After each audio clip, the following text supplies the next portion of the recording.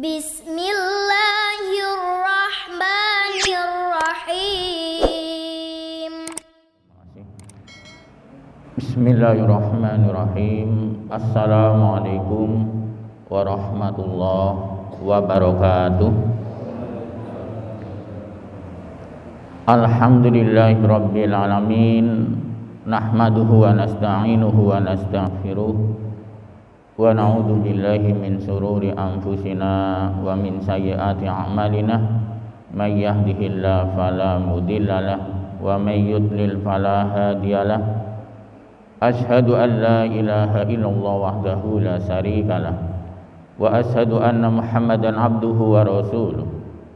Allahumma sholli ala sayyidina Muhammad wa ala alihi wa ashabi ajma'in. Qala Allah ta'ala fi kitabihil karim, a'udzu billahi minasy syaithanir rajim.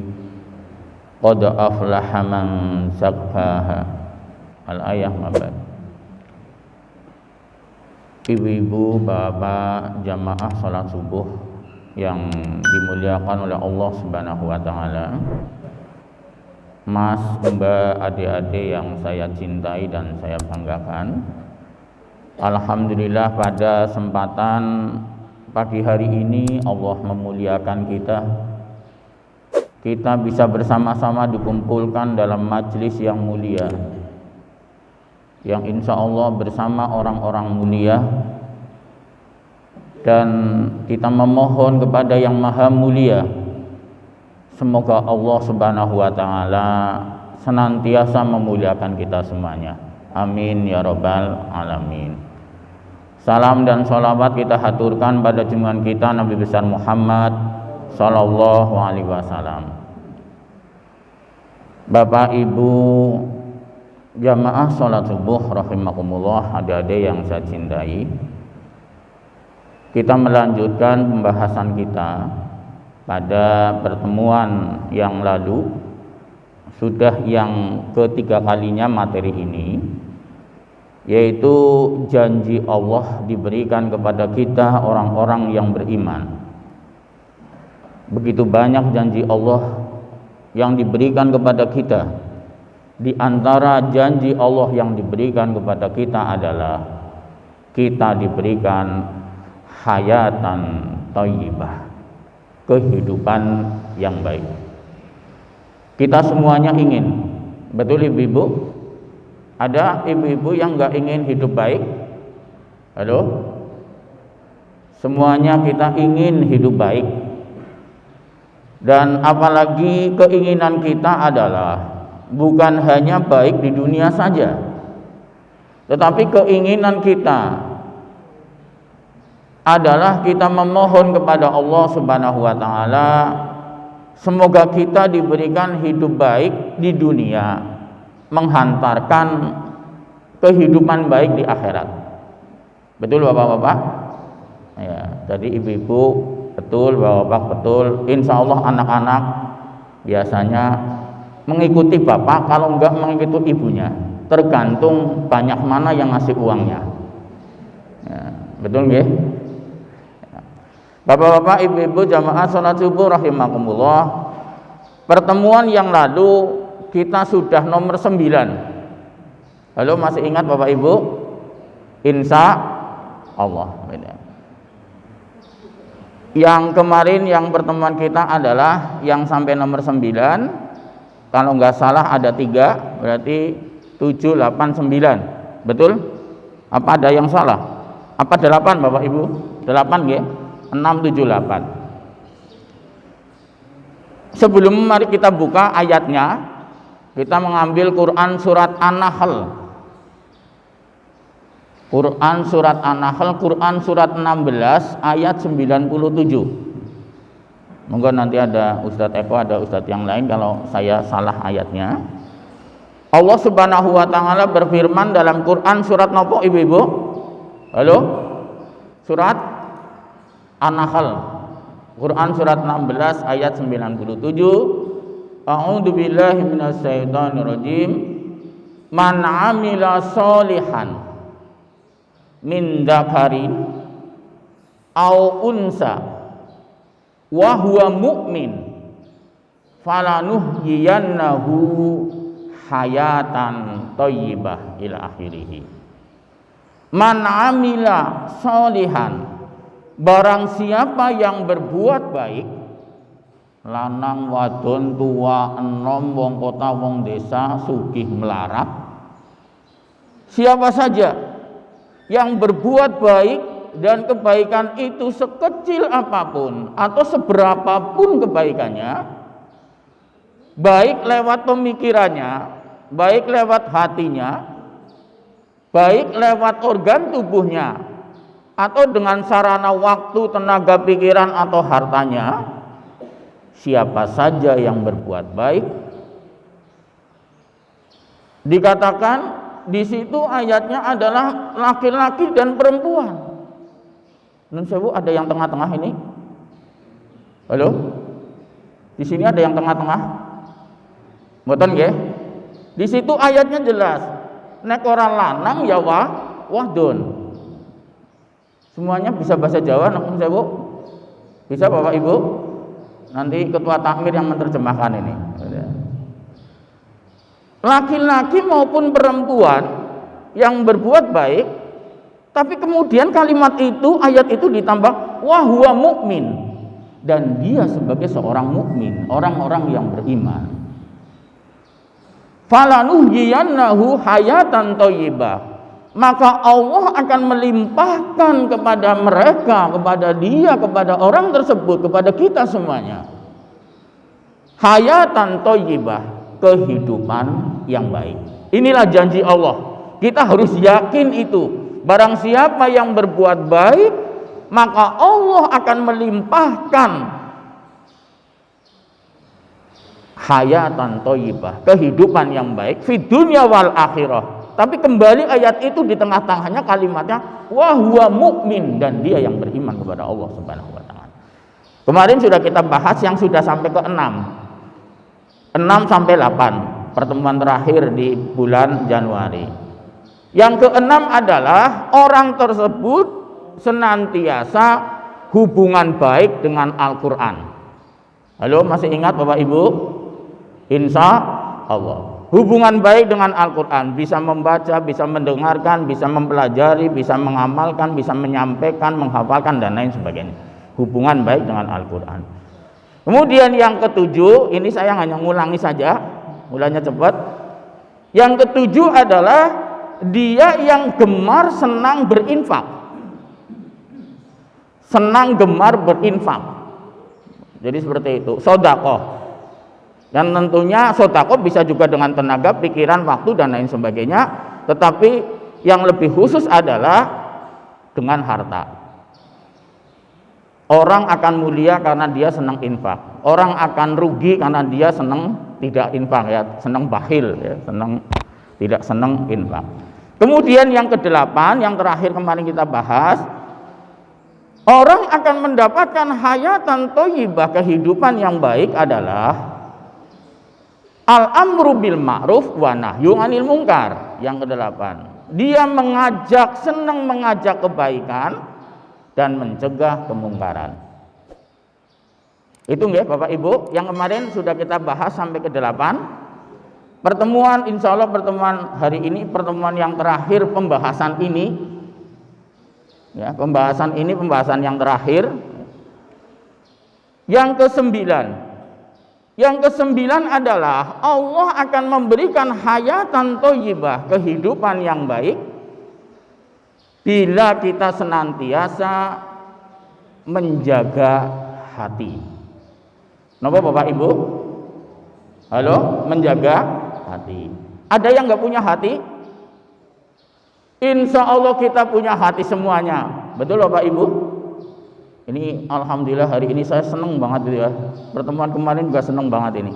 Ini ternyata subhanallah sudah seperti Ramadan. Subuhannya udah banyak ini. Subhanallah. Jadi seperti itu. Jadi kembali, yang kesembilan adalah orang-orang yang senantiasa menjaga hati dalam hidupnya. Hati adalah begitu penting. Bahkan Rasulullah SAW menyampaikan dalam sebuah hadis, Bismillahirrahmanirrahim. Ala inna fil jasad mudghah. Idza soluhat soluhal jasad kulluhu wa idza fasadat fasal jasad kulluhu ala wahyal qalbu. Ingatlah bahwasanya dalam tubuh manusia ada segumpal darah. Dan apabila segumpal darah itu baik, bersih, jauh dari penyakit-penyakit, maka manusia akan jadi baik. Dan apabila segumpal darah itu tidak baik, banyak bintik-bintik catatan hitam penyakit-penyakit, maka manusia menjadi tidak baik. Apa itu? Ala wahyal qalbu. Itu adalah kolbu. Kolbu itu ada yang mengartikan hati, ada yang mengartikan jantung. Monggo lah. Jadi ada yang mengartikan hati, ada yang mengartikan jantung. Tapi kebanyakan manusia mengartikan jantung, hati. Bukan kalbu nggih, Bapak Ibu. Karena beda baca. Kolbu ini bukan kalbu. Kalau kalbu artinya apa, Bapak Ibu? Kalbu itu artinya nun sewu, binatang yang kaki 4 itu kalbu, betul ya? Betul. Kalau ini kolbu, hati. Nah, disinilah salah satu orang akan mendapatkan hayatan thayyibah, kehidupan yang baik adalah mereka senantiasa di dalam hidupnya menjaga hati. Karena ternyata hati pengaruh sekali pada diri kita semuanya. Kita mau baik, salah satunya hal yang penting dalam hidup kita adalah hati itu. Dan kita mau tidak baik juga hati. Mulanya Bapak Ibu yang dimuliakan oleh Allah Subhanahu wa taala, tentang masalah hati ini hal yang luar biasa, walaupun ada yang mengartikan jantung, hati. Pengaruh sekali gitu kan. Walaupun jelas kita tidak tahu hati manusia. Karena yang mengetahui hati manusia niku kita diri sendiri dan Allah Subhanahu wa taala. Leres mboten Bapak Ibu? Saya mau tanya, ibu dengan bapak yang nikah paling lama, mungkin sudah sampai 50 tahun, saya tanya, apakah ibu tahu hati bapak? Atau bapak tahu hati ibu? Jawabannya jelas, tidak mungkin mengetahui hatinya. Kita tahunya tindakannya, hati kita nggak tahu, yang tahu adalah dirinya dan Allah Subhanahu wa taala. Maka disinilah Allah Subhanahu wa taala akan memberikan hati yang mulia, hati yang baik pada diri manusia apabila manusia itu berhubungan baik yang punya hati, yaitu Allah Subhanahu wa taala. Mulanya betul dalam Quran surat Ar-Ra'd, Quran surat 13 ayat 28, Quran surat Ar-Ra'd ayat 28 Allah ngendika, A'udzubillahi minasyaitonir rajim. Alladzina amanu wa tatmainu qulubuhum bidzikrillah. Ala bidzikrillah tatmainul qulub. Ingatlah, Allah Subhanahu wa taala di sini menyampaikan dalam ayat ini alladzi, yaitu orang-orang yang beriman dan hati mereka dikasih ketenangan. Bapak Ibu yang dimuliakan oleh Allah, jamaah salat subuh rahimakumullah. Kita hidup mencari ketenangan. Betul Bapak Ibu? Salah satu kebahagiaan hidup kita manusia adalah kita tenang hidupnya. Maka banyak orang mencari ketenangan dengan berbagai macam cara. Hanya kita harus memahami bahwasanya ketenangan yang sebenarnya itu ada di mana. Ternyata ketenangan yang sebenarnya adalah ada pada hati manusia. Bukan karena fasilitas-fasilitas manusia menjadi tenang. Terus betul Bapak Ibu? Halo? Orang mengatakan betul dengan fasilitas-fasilitas manusia menjadi tenang. Tetapi tenangnya hanya sebentar. Tapi tenang yang sebenarnya adalah ada dalam hati pada saat kita masih hidup.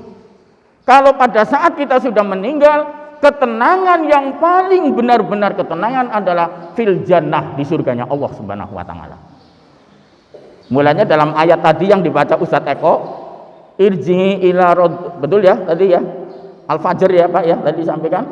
Jadi itu, menghadap Allah dengan ketenangan hati, keselamatan hati, sehatnya hati. Jadi disinilah disampaikan, kita dimanapun kita nempat, dalam kondisi apa saja, kalau hati kita tenang hidupnya. Nun sewu, ini nun sewu saja.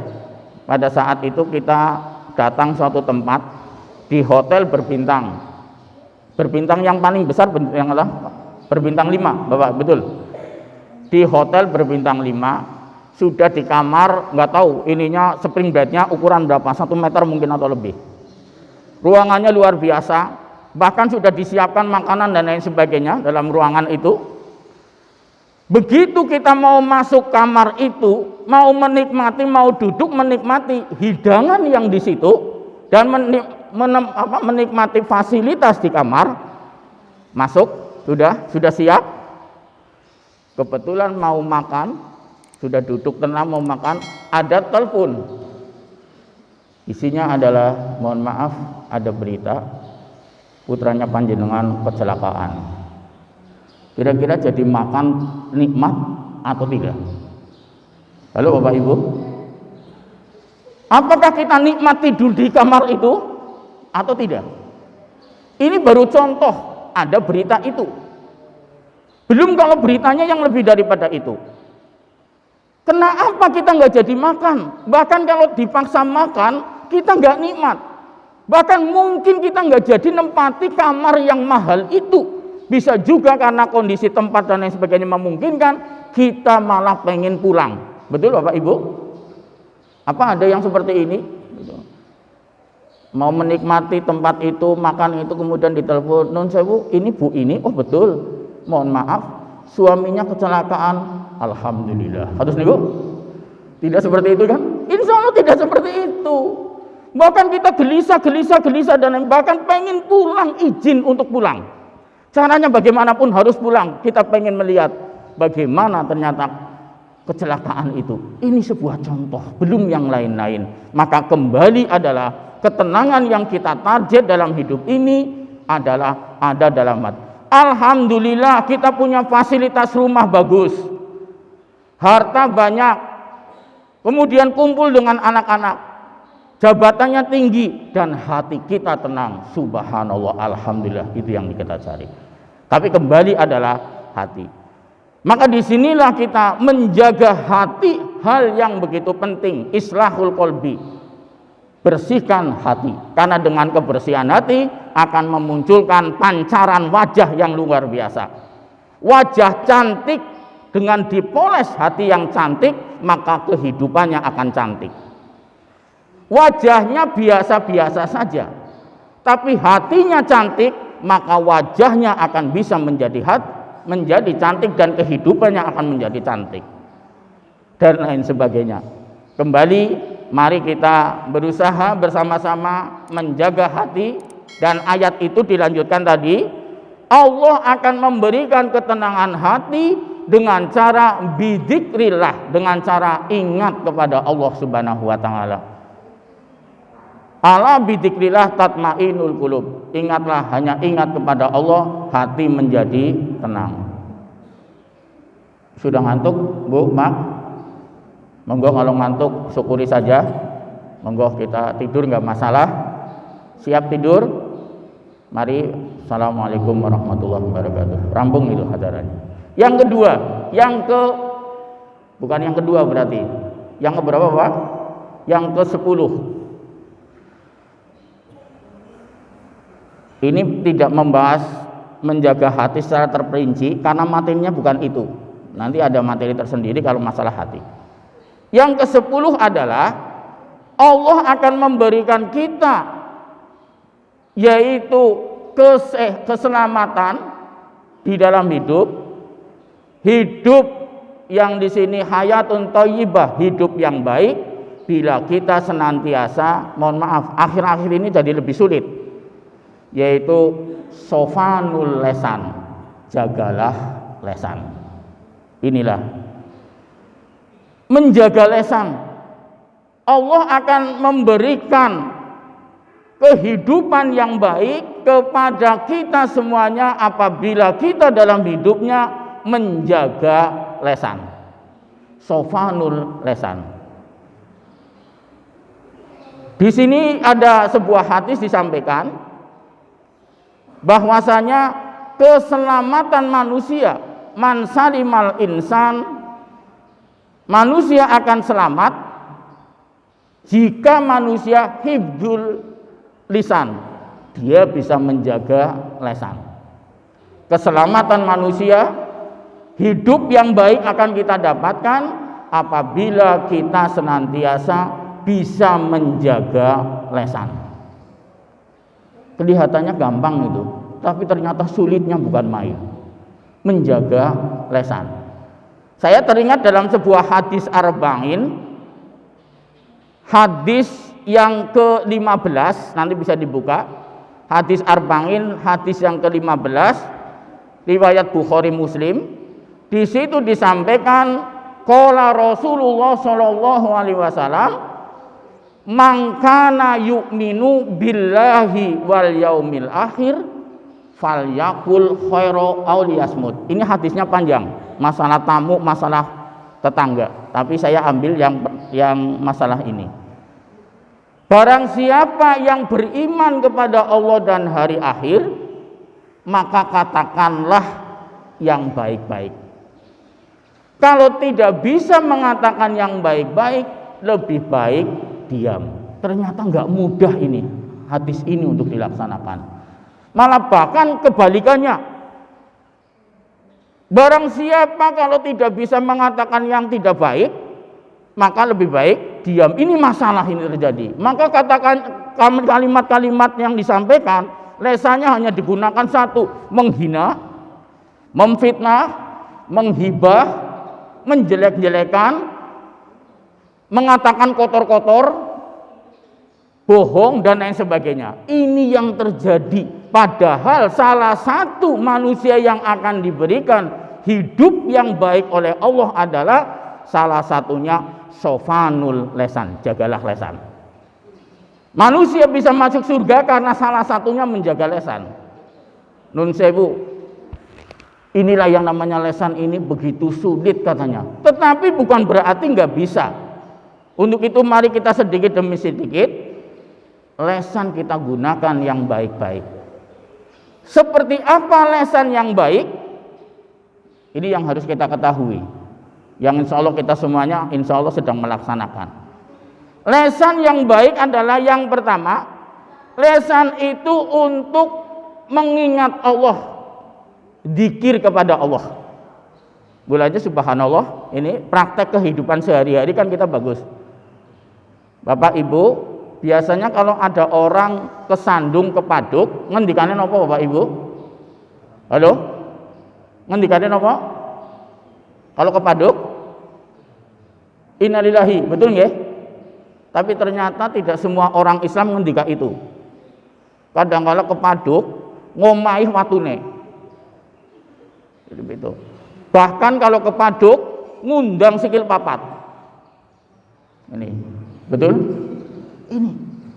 Padahal Islam mengajarkan salah satunya apabila kita kepaduk, kalimat yang kita sampaikan kembalikan kepada Allah. Itu termasuk ingat kepada Allah. Lesan digunakan untuk itu. Bersin. Ada orang yang belum pernah bersin? Semuanya orang pernah bersin. Bahkan ada yang bersin tiap jam dan lain sebagainya.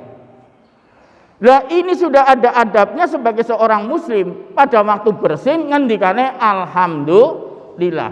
Tapi ternyata tidak semua orang Islam pada waktu bersin ngendikan alhamdulillah. Ada yang makanan dipanggil tahu kalau makanan dulu. Anak sekarang spaghetti macam-macam. Bahkan ada yang lain-lain. Ini sebuah contoh. Padahal lesan yang baik salah satunya untuk mengingat Allah dengan memuji dan lain sebagainya. Yang kedua, lesan yang baik adalah lesan yang digunakan untuk tausiah, saling mengingatkan watawaso bil haq watawaso bis sabr. Itulah lesan yang baik, walaupun kadangkala dibenci oleh orang lain. Ada bapak ibu katanya rewel kepada anaknya kalau anaknya berbuat tidak baik. Katanya anaknya rewel, ini ibu lah rewel sekali, kalau saya belum sholat ibu, ayo sholat, ayo sholat, ayo sholat, sampai berkali-kali. Padahal subhanallah, pada saat ibu ngendika kepada anaknya, bapak ngendika kepada anaknya, ayo mas sholat, biasanya berapa kali bu? Begitu ngajak langsung anaknya ikut atau 10 kali? Kalau semakin banyak, semakin amal soleh bagi kita. Betul? Semakin amal soleh bagi kita. Ini luar biasa. Ayo nak sholat subuh, ayo nak sholat 20 kali. Duhurnya 20 kali. Asarnya 20 kali. Maghribnya 20 kali. Isanya 20 kali. Amal soleh lewat lesan, kita sudah 100 kali sehari. Masalah itu hadir. Mari kita buka dalam sebuah hadis. Rasulullah menyampaikan, hei orang tua, pada saat anaknya umur 7 tahun, betul nggih? Nanti ini Ustaz Eko atau yang lain. Maka anaknya supaya dilatih sholat, betul nggih? Halo? Pada saat umur 10 tahun, maka anaknya pada saat nggak mau sholat, tapi dipukul, jangan dipukul ngambil bentong dipukul, nggak bisa. Bisa juga dipukul dengan satu belean, bisa juga dipukul dengan uang ratusan ribu atau 50-an ribu. Ayo nak sholat, sakete ibu nang kene, itu loh. Jadi bukan hanya dipukul ngambil bentong, aduh kena hak itu, bukan itu. Jadi seperti itu. Sekarang bayangkan 3 tahun, dari umur 7 tahun ajarilah anak-anakmu berlatih sholat sampai 10 tahun, 3 tahun. 3 tahun ada berarti kurang lebih 1000 hari, betul Bapak Ibu? Dan kebanyakan kita baru 10 tahun kalau nggak mau sholat dipukul. Berarti yang kita gunakan adalah lesan, betul? Halo ibu-ibu, bapak-bapak? Berapa lesan yang kita ucapkan pada anak kita pada saat umur 7 tahun sampai 10 tahun? 1000 hari. Nah kalau tadi kita menyampaikan setiap kita ngajak sholat, setiap waktunya 10 kali, sehari berarti 50 kali, kali 1000 hari, berapa Bapak Ibu? Halo? Disinilah kita buka hadis itu. Ternyata Allah Subhanahu wa Ta'ala menyampaikan salah satu lesan yang baik bagi kita orang tua adalah pada saat kita ngajak orang anak-anak kita sholat. Karena nun sewu biasanya anak itu, ayo sholat, oh ya bu. Ini ada yang seperti itu, tapi kebanyakan sholat 1, 2, sholat 3, baru 10 kali baru mau sholat. Ini sebuah contoh. Yang ketiga, lesan yang baik digunakan untuk ngendika yang baik. Artinya apa? 1, jujur. Kemudian jelas ini yang paling banyak, jujur, tidak bohong. Ini contoh saja. Mari kita survei dan nanti kita teliti yang baik seperti apa. Di sana-sana ada, apabila ada seorang ibu, kemudian anaknya bilang, bu minta uangnya. Ada ibu menjawabnya, ibu nggak punya uang. Begitu ada bakul beceran, ibu belanja. Anaknya protes, bu tadi pada saat saya minta uang, ibu bilang nggak punya uang. Tapi kenapa ibu belanja di hadapan saya lagi? Bohong nggak nong mboten? Bu, non sewu bohong nong mboten lagi? Halo, bohong apa tidak? Halo? Anak kalau sudah dibohongi, walaupun anak tidak protes, anak masuk dalam memori anak. Ibu bohong. Hampir tiap hari kalau minta uang tidak dikasih, ternyata ibu malah belanja, berarti ibu bohong. Betul? Kalau ibu-ibu di sini mboten kados niku nggih. Saya pernah menyampaikan ini, ada ibu yang diskusi, Pak, sebenarnya saya nggak bohong, katanya seperti itu. Kenapa nggak bohong? Padahal ibu bilang katanya nggak punya uang, ternyata belanja di hadapan anak. Sebenarnya nggak bohong. Lah terus alasannya apa? Alasannya sebenarnya uangnya ini uang untuk belanja, bukan uang untuk anak. Tapi tetap kalimatnya bohong. Lah kalau anak dibohongi terus, suatu ketika anak jangan dimarahi kalau bohong. Oh nun sewu, ngendikane tak halus. Dinten ngenjang supados urunan karena wali kelas nyunati. Diwai. Urunan pira? Gangsal ebuan. Ternyata wali kelas enggak nyunati. Loh ini satu. Karena minta uang nggak boleh, ibunya membohongi, maka dia akan bohong. Nah kemudian ada ibu-ibu yang tanya, sekarang bagaimana kalau jangan bohong, tapi uangnya saya untuk belanja? Bilang saja ibu, ini nggak bohong. Bilangnya begini, Mas, Mbak, lihat, di tangan ibu ada uang nggak? Di tangan ibu nggak ada uang. Bilang kan, di tangan ibu ada uang enggak? Enggak ada uang. Begitu datang kemudian ibu ada tukang sayur kemudian belanja. Kalau anak itu protes, Bu katanya enggak punya uang, enggak ada uang. Tapi ternyata ibu belanja. Tadi ibu bilang apa? Di tangan ibu ada uang enggak pada saat itu? Kan enggak megang uang. Betul ibu-ibu? Ini untuk strategi biar jangan bohong. Tujuannya sama, tetapi yang satu bohong, yang satu tidak. Dalam rangka kita melatih anak. Nah kemudian yang selanjutnya, lesan yang baik, lesan yang dijaga, tidak nun sewu, ngendika yang kotor, dan yang lain-lain. Nun sewu ada orang, hobinya ngendikanya kotor toh. Dari mulai kecil, dewasa, remaja, sampai jadi mbah-mbah, ngendikane kotor. Wonten mboten Bapak Ibu di zaman sekarang. Kita kadang-kadang nangis kalau ternyata ada anak kecil ngomongnya kotor. Apalagi kita terenyuh, bukan terenyuh karena bagus, tidak. Ternyata anak wong tua, kaki-kaki, nini ngendikane jorok kotor. Inilah sebuah contoh. Nah kemudian yang selanjutnya, lesan yang bagus adalah lesan yang digunakan untuk berdoa. Lesan yang bagus adalah lesan yang digunakan untuk berdoa. Allah senang kepada orang yang curhat dan doa. Mau kapanpun Allah akan senang.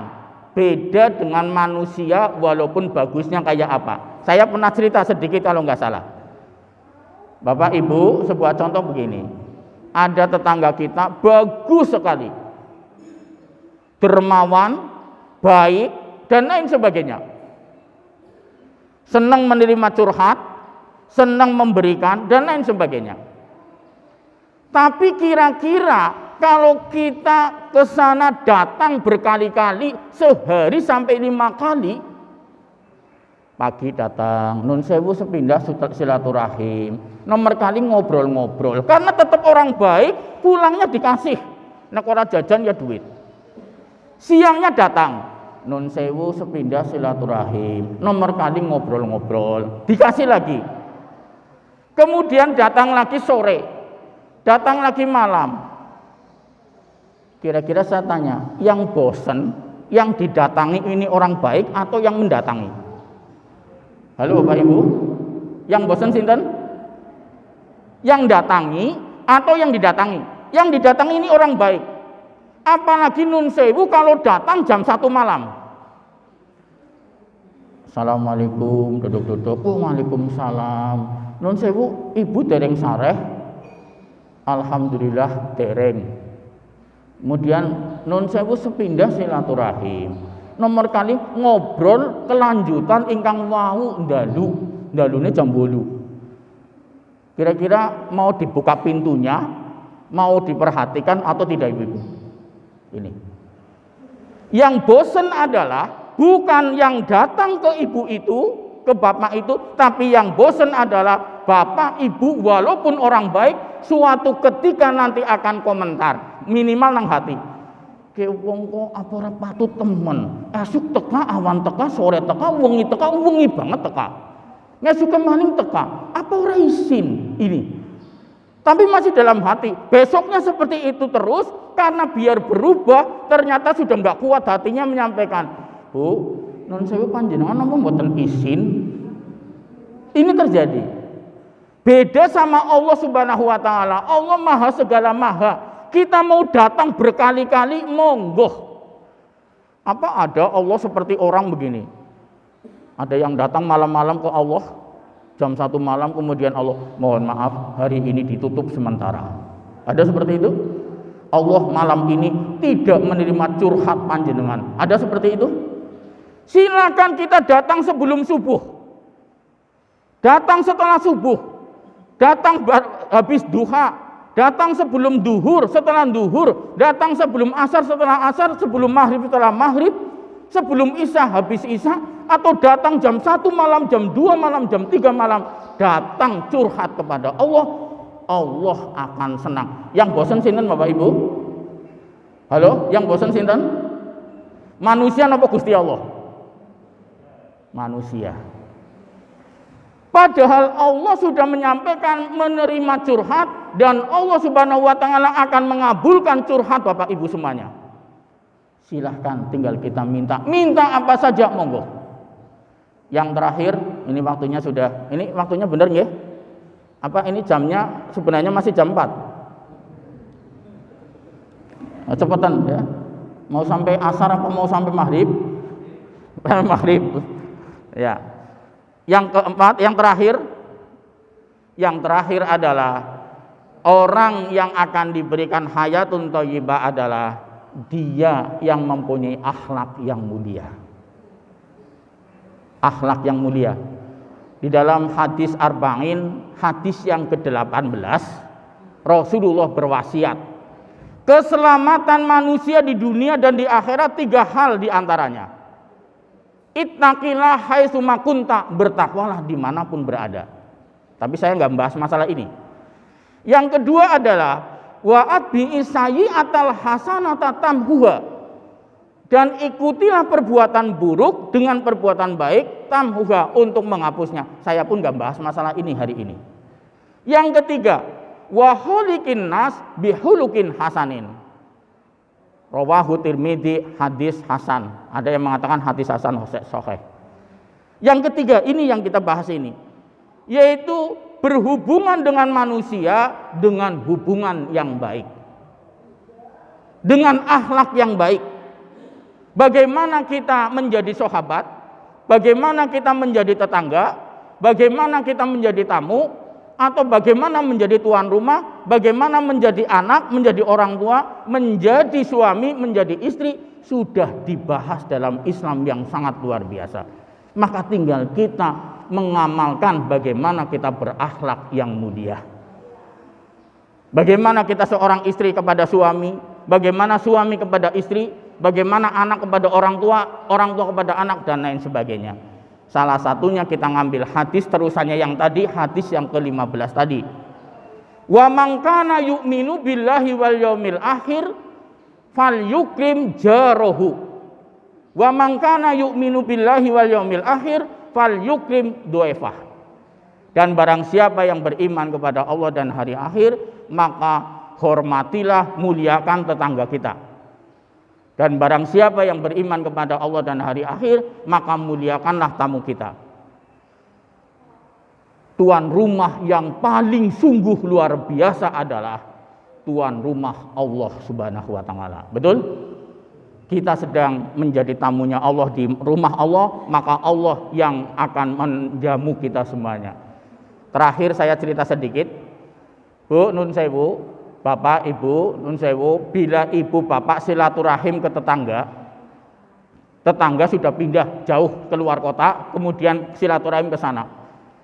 Ternyata subhanallah di sana, tuan rumahnya senang sekali, sumringah, kemudian disuguh, sampai bahkan tuan rumahnya, Bu, Pak, nanti malam saya ajak jalan-jalan ke mall. Terserah ibu bapak mau ngambil mana saja barang, nanti saya yang bayar. Dijamu makanan enak.